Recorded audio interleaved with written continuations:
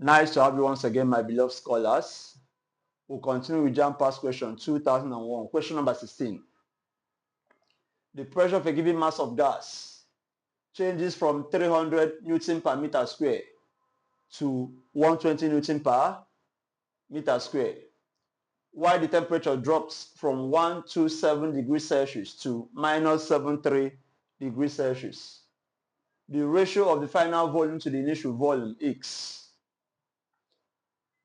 At now look at the question, you notice we were given two pressures, two temperatures, and we're asked to get the ratio of two volumes. The ratio of the final volume to the initial volume. Looking at the parameters, the question is centered on general gas equation under gas laws. General gas equation under gas laws, where we have P1, P2, V1, V2, T1, T2. The first one is to put down our general gas equation. Solution.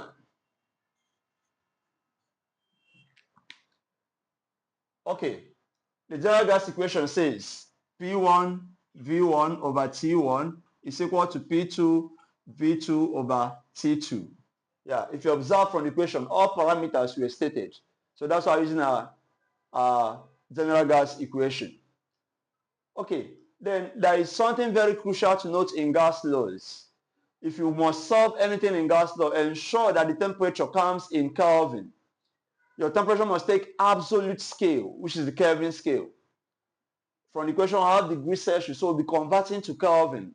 And how do you convert from degrees Celsius to Kelvin?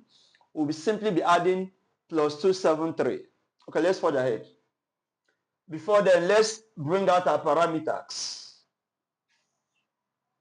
The pressure of a given mass of gas changes from, that means initially it was P1 300 Newton per meter square. This is initial pressure. Then it changes to P2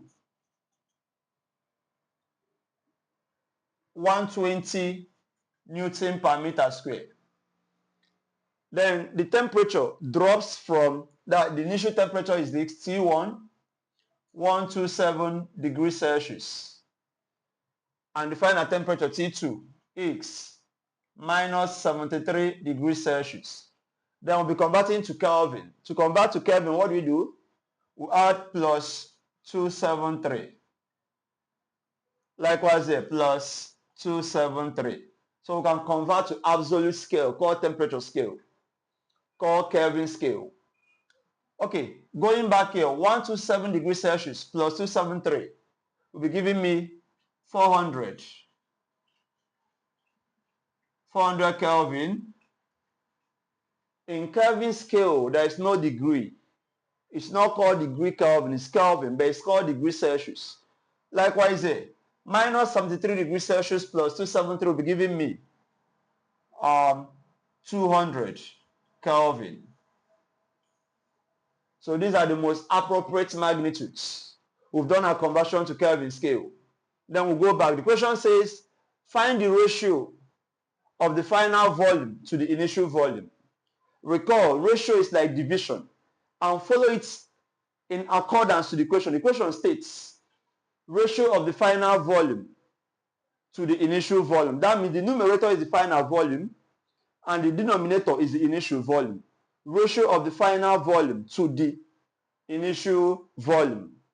That means we're looking for V2 over V1.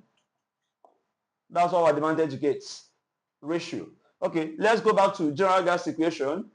Let's work on the equation to make it appear as we are demanded to solve. Let's make V2 over V1 the subject. So what do? Observe. V2 is already the numerator here. So I won't tamper V2 here. I will tamper this part. T2, final temperature will be going to the numerator there. Then P2 will be coming down to T1. Then V1 will go and join V2. Cross and multiply. Okay, observe. Then T2 will join there. It's allowed. P1, V1, T2. This has gone there. Then we'll now have 1 here. Equal to.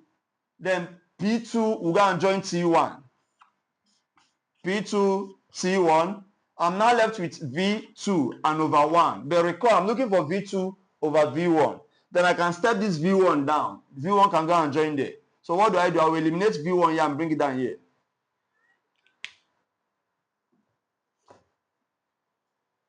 Then V1 leaves here and steps down here.